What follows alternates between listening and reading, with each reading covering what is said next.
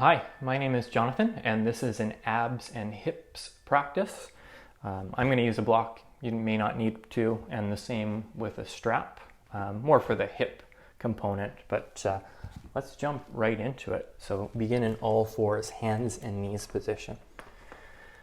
I do have a 30-second timer going, and we're going to jump into the abs section right away. So on an inhale, lift your right leg back behind you and reach your left arm straight forward. So throughout the abs section, there'll be opportunities to make things more challenging. How you can make it more challenging here is curl in, elbow to knee, and then reach forward and back again, and just continue that. Of course, you can coordinate it with your breath, or hey, you can be a rebel. Just don't breathe at all. Try to hold your breath the whole practice. That's a joke. Don't actually do that. I care about you. And then switch to the second side, left leg back, right arm forward. So for some, this is your challenging position. Others, it's pretty simple to do this. We're going to do this exercise again. The gym calls it bird dog, which is a funny name, but you're always welcome to make things more difficult for yourself and go into plank pose as you do this. The one thing I'd caution is, why are you always making things more difficult for yourself? Okay, next one is mountain climbers. So tuck your toes under, lift your knees, bring your left knee to your left elbow, and then right knee to right elbow, and just continue. You can go pretty fast with this. You can crisscross if you want, or you can have your knees down as you do it.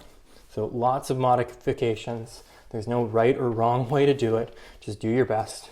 Who got this? You got this. Keep going, hold strong. I might not be going quite as intense as you because I still have to talk.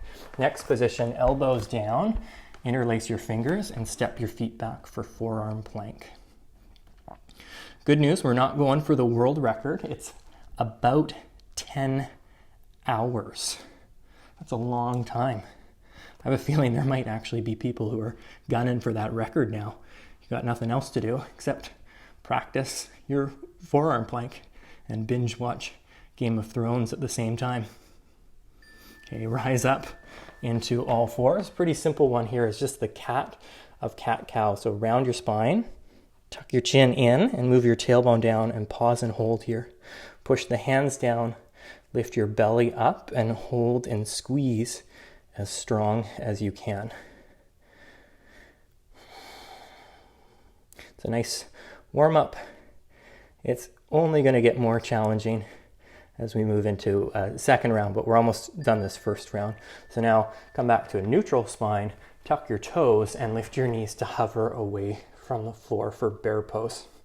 It's called bear pose because it's very difficult. That's for those who attend regular classes, because I always get about 3 laughs out of 50 people, and those 3 laughs are what it makes it all worth it. Hold strong. We're starting fresh again. Clean slate, knees down, right leg back, left arm forward. Again, stay, or elbow to knee. Keep going. You're doing great. At this point, you know where we're going. So I'm going to just shout out generic cheerleading instructions. Who's strong? You're strong. You're doing awesome. Keep going. In and out, in and out. It's hard on the arm, but that's okay. Setting up for the second side, switch right away. Hand and knee down, left leg back, right arm forward. Hold strong, reach out, and then curl in, and then reach forward and back again. So I'm going for plank. Oh my gosh, I can't believe you're doing plank.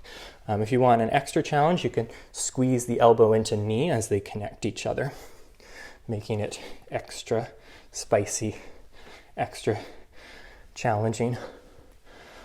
Hold strong. It gets tough here as we move into the mountain climbers. Again, knees up or knees down. You can go slow or fast. You can go knee towards your nose or cross knee. Just find what works for you. 30 seconds is a long time in this position. Again, you can go pretty fast like this. Climbing up mountains. Remember when we used to be able to go outside and like climb and hike? That was great. Okay, then forearm plank. I'm just lowering the knees to help the transition, and then step back. How you can make this pose more challenging, you're always welcome to lift one foot away from the floor. Gets harder to talk at that moment in time. And then switch, lift your other foot as well, holding strong. Next one, a little bit of the break pose.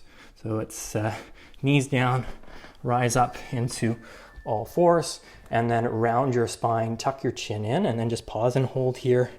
Tone your front body, hug the muscles in, feel your core getting stronger, using the shape of your spine to stretch your back. Be careful not to forcefully do it if you're someone that's prone to low back pain. And just feel the strength in the front body. And then going a bit more towards the cow position, setting up, push the hands down, get your upper back to lift and hover your knees. Hold strong. This is great. We're almost done the first set of abs. Whew, what a great way to start and warm up. Remember sun salutations?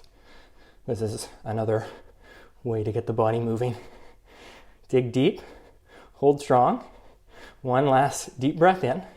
Instead of resting, push back to downward facing dog. It'll help to step your feet back a little bit.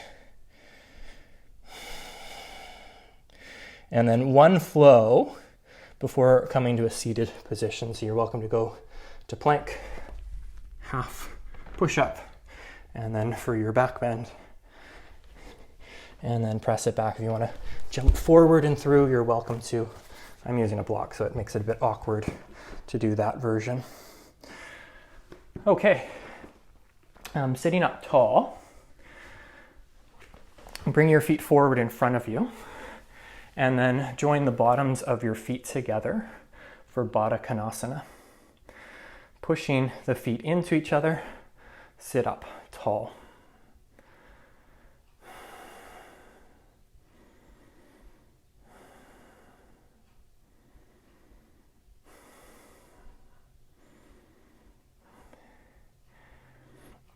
Option if you want to then lean it forward, hook your elbows to the front of your shins, and then bow forward. There are some of you that can literally put your foot in your mouth, so you're welcome to move into that position.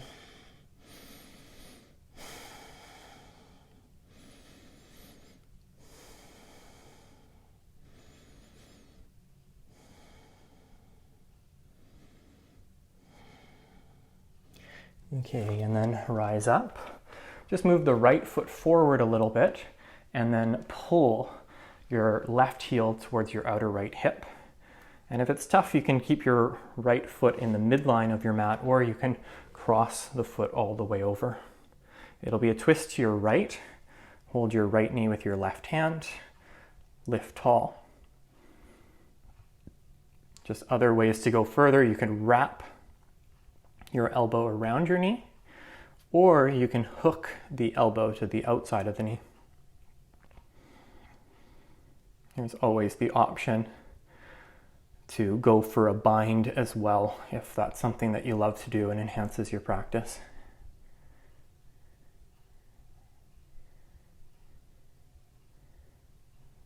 Okay, and then switch to the other side. Just undo everything, and then bring your right heel to the outer left hip, and then cross the left foot over and twist towards your left. So I actually like to just hold the knee, make the rib cage full, lift tall, and then use the hand to push the thigh bone down into the hip socket. Again, you're welcome to go to another version should you see fit. And another thing I like to focus on is pushing the right thigh into the left shin and vice versa, just to make more connection and strength in the legs to enhance the twist over to the side.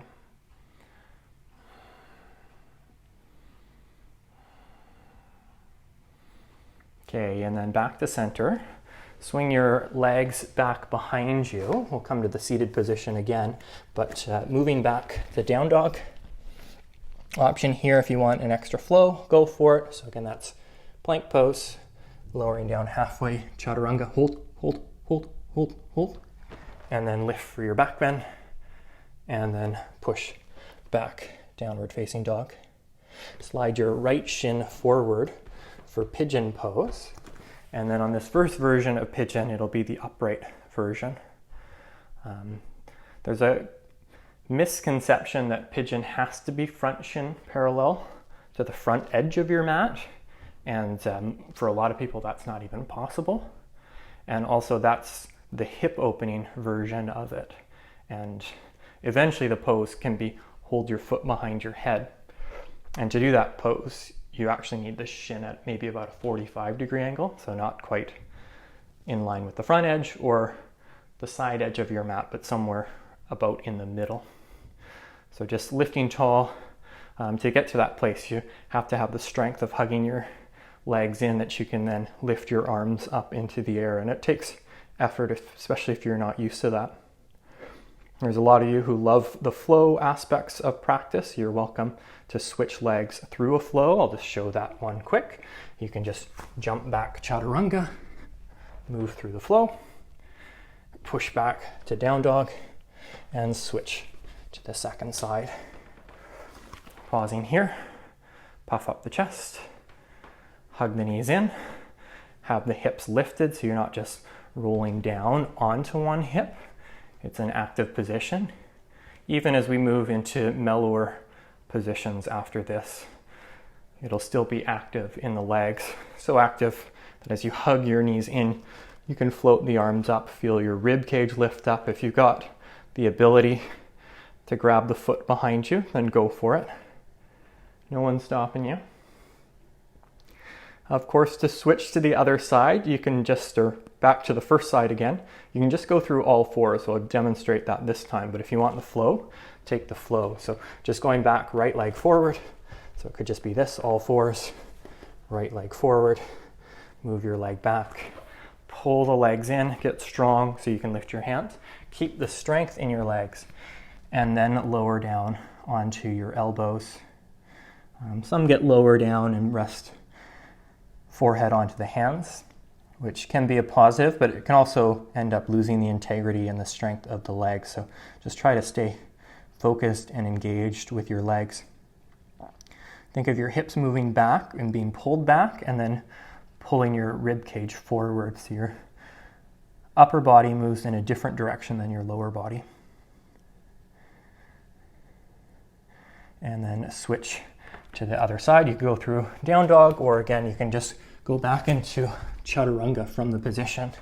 Get your flow in, push back, and then left leg forward, rising up, puffing up the chest, getting strong, and then tilting forward, elbows down, pause. Is everyone getting excited about round two?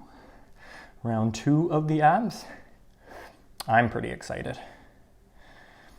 Abs and hips, and abs and hips.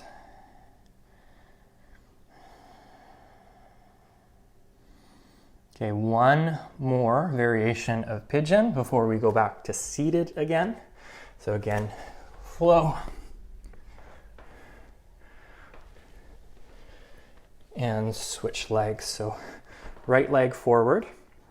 This time, instead of lowering down, start to move your body towards the right and place just your left elbow down. Make a fist. Use your right hand to help counterbalance here. And then once you feel you have the balance, wrap your right hand over top of your left fist to add a twist to your pigeon. I get more benefit by keeping my elbow down. There's probably some of you that might be able to get your shoulder to the outer edge of your mat. And too far is too far. You'll actually like roll out of the pose. So that's a good feedback in the sense that too far is too far.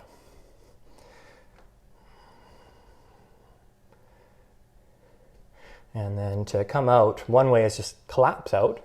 The more appropriate way is take your right hand first, bring your hand down, put weight into your hand, rise up, plant your hands, and then again, going through the low push-up, lifting for your back bend. It's always okay to stay for an extra breath or two, puffing up the chest, moving your shoulders back, and then getting ready for the second side. Left leg comes in, staying strong and active. Twist towards the left. Place your right elbow to the edge of your mat, make a fist. And then once you're steady, left hand over top. Just changes the position a bit. I actually get a little bit more of a hip stretch, but also it requires more balance, and you get the benefits of a twist as well. You can't miss with this one.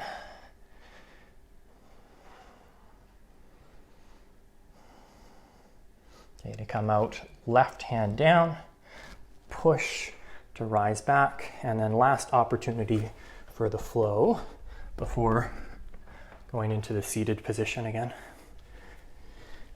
And instead you could just go knees down. If you've got the block, you can grab the block and then swing your legs forward that way. I tend to put my block either on the first or second height. It's okay to have a little bit extra height. Start with your legs forward. Also use a strap on this one, and then keep your right leg as is. Bend your left knee, and then setting up for Janu Shirshasana. So turn over your right leg and then bow forward. Where the strap can be helpful is you can loop your foot with the strap, and then even just stay seated tall, emphasizing a slight arch in the low back so that the stretch is for the back of the right thigh, your hamstring muscles, and not necessarily a rounded position where it's a stretch in your back.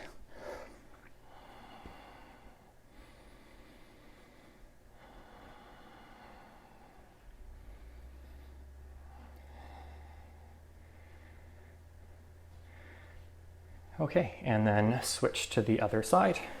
So it's left leg forward, and then right knee bent, leg out to the side. Point your toes, be on the top of your foot. Turn over your left leg and bow forward.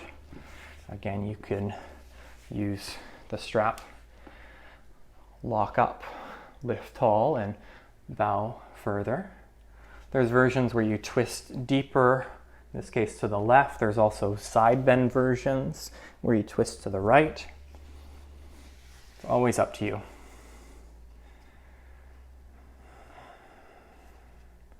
It's hard to be your own guide for an entire practice, but certainly within every posture, no one knows what's going on in your own body but yourself. So if there's ever too much pain, well, any pain at all, then just modify, adjust, make yourself feel stronger.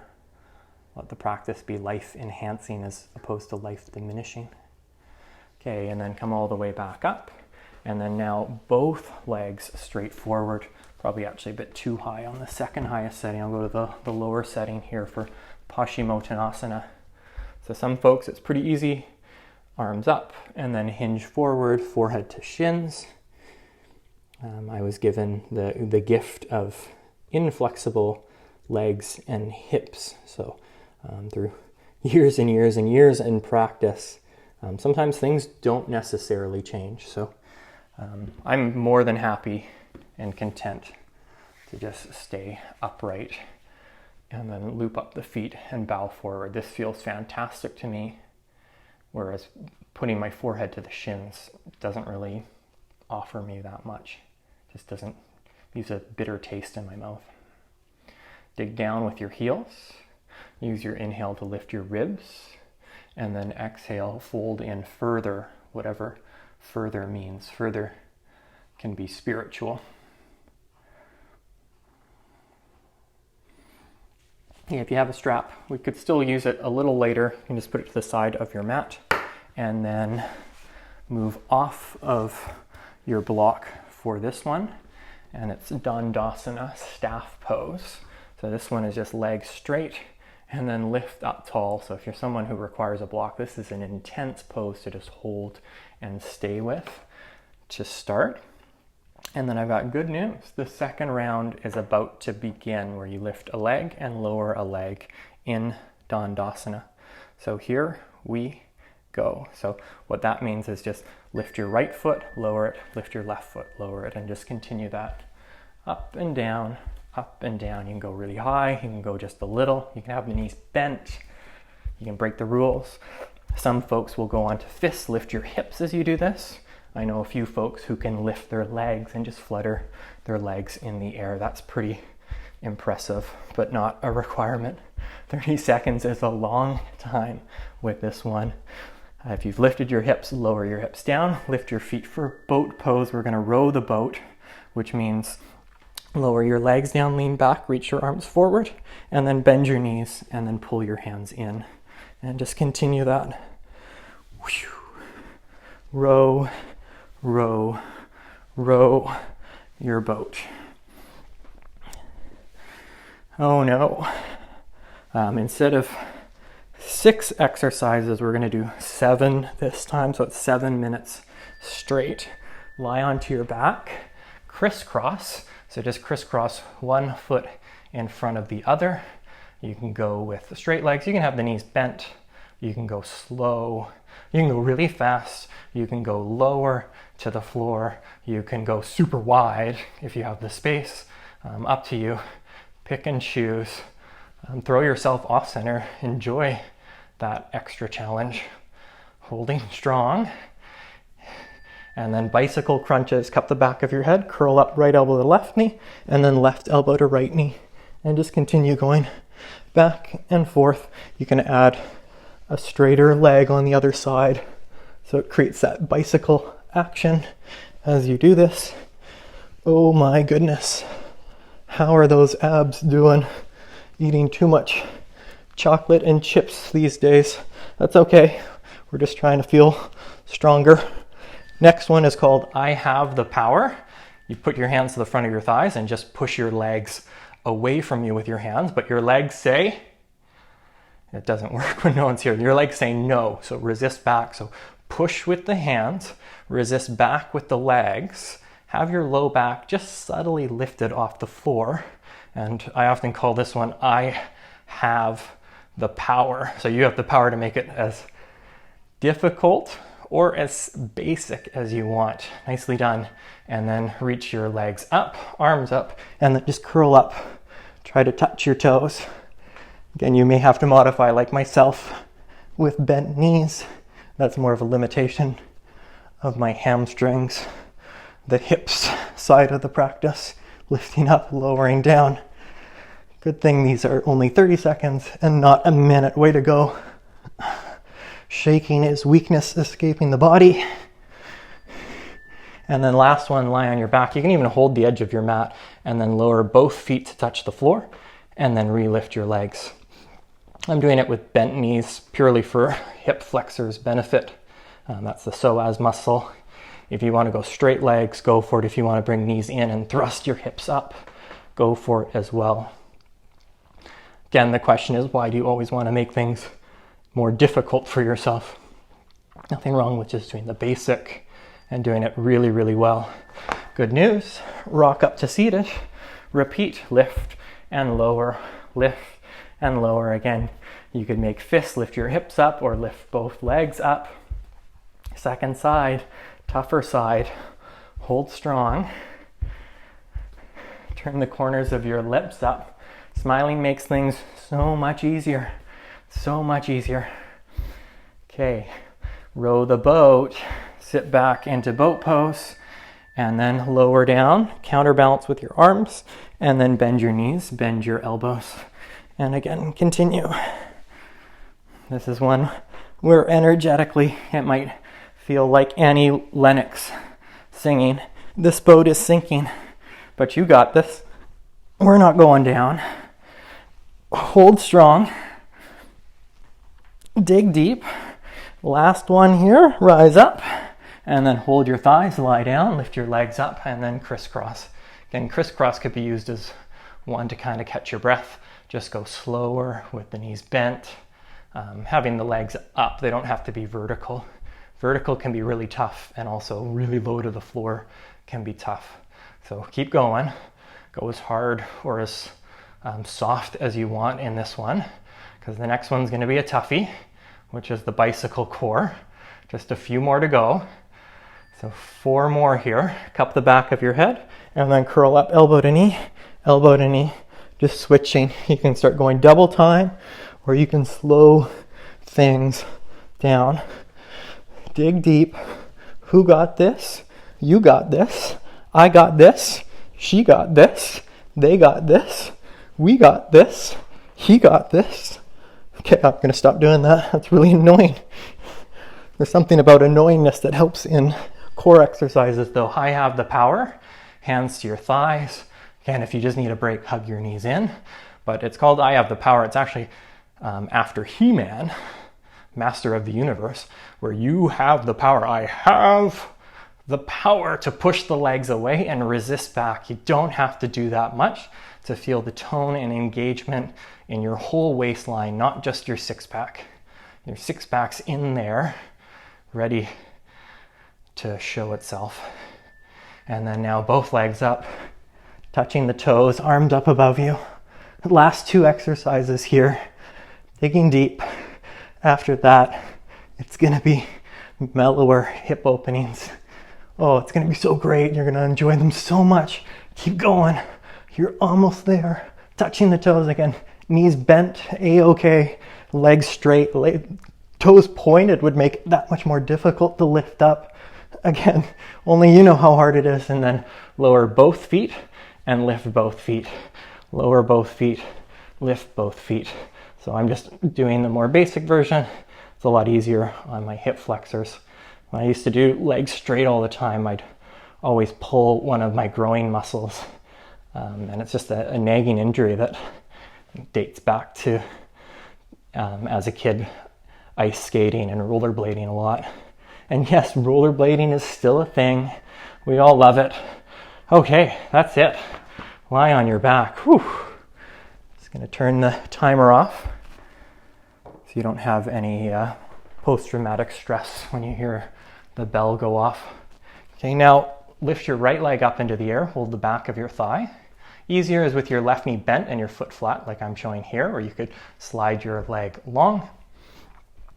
If you have a strap, you're welcome to loop up your foot and then just do the pose that way, where you pull down from your foot towards your hip as you equally push up with your foot into the strap.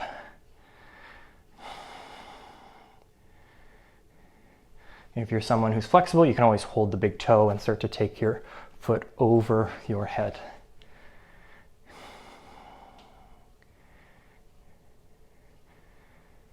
Okay, second side. Cross or extend your left leg up. Either have your right foot flat or slide your right leg long. And then again, if you're looping up the strap, pull down. If you're holding the back of your thigh, move your thigh into your hands and then pull your thigh down with your hands so that your low back lifts subtly off the floor. Shoulds are hard to say in any yoga class. You should do this, but in order to get the stretch for your hamstring optimize, have your low back slightly lifted away from the floor. I'm not always sure why people say to protect your low back, press your low back flat to the floor, because when I do that, it hurts. It doesn't feel like protection. Okay, keep your left leg lifted. If you straightened your right leg, just bend your knee, bring your foot flat, and then cross your left ankle over your right thigh for thread the needle pose. Hold on to the top of your shin and use your left elbow to gently nudge your knee out to the side. And this is delivery service to eventually baby cradle, lying on your back. So if you want a baby cradle, then just wrap your elbows around your knee and your foot and lie back down. You can rock. And then option as well is to grab your foot and then lift your leg up and over your head. Yeah, most people can't do that, but hey, never hurts to try. Just be careful, not necessarily a great time to show up at the ER with your leg stuck behind your head. Okay, and then switch sides. Cross your right ankle over your left thigh. And then lift your foot. Thread your right arm in between the gap of your legs to hold the top of your shin, or even the back of your thigh. I just like the top of the shin version a bit more. And on this side especially, I'm pretty content just staying in this version of the pose. It feels fantastic. If you do want to do the baby cradle, go for it. And of course, if you want to put your leg over your head, please go for it. Why not? This is the year, 2020, the year of leg over the head.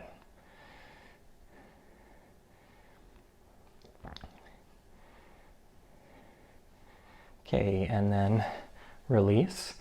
When it comes to reclined twist, I actually like to go into a chin-up bar position. So what that would mean is just bringing the palms in front of your face line on your back and then just lifting them above your head. You could even hold the short edge of your mat. Move the hips a little to the left and then drop the knees over to the right. And I am a bit of a rule breaker. I let the, in this case, left shoulder lift away from the floor. Use the right hand to the outside of the thighs and allow the legs to drop all the way. Hug the elbow in, so the elbow's going to the face side versus the opposite side, and then twist from right to left. And it feels better for me twist-wise, shoulder-wise. And then come all the way back up, and just shift the hips so that they go a bit to the right. Drop your knees over to the left, and again, you can use your left hand to optimize the twist a little bit.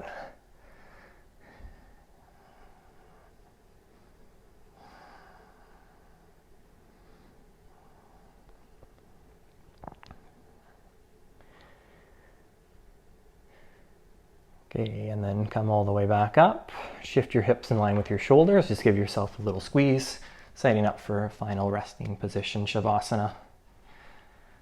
I'll give you a few guided breaths and then let you lay and relax. So once you straighten your arms and your legs, and take a deep breath in, and exhale it out.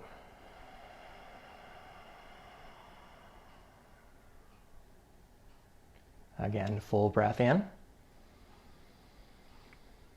And pause momentarily. And then exhale it out. And pause. And inhale.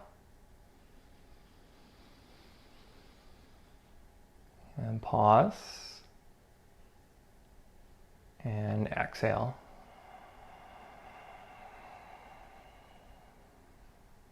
And pause. And inhale.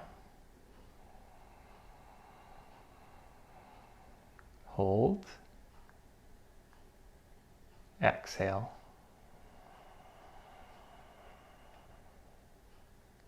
And hold. And continue your breath. And paying attention to the pause. And the moment of suspension in your breath. And let that be the moment of suspension in your thoughts.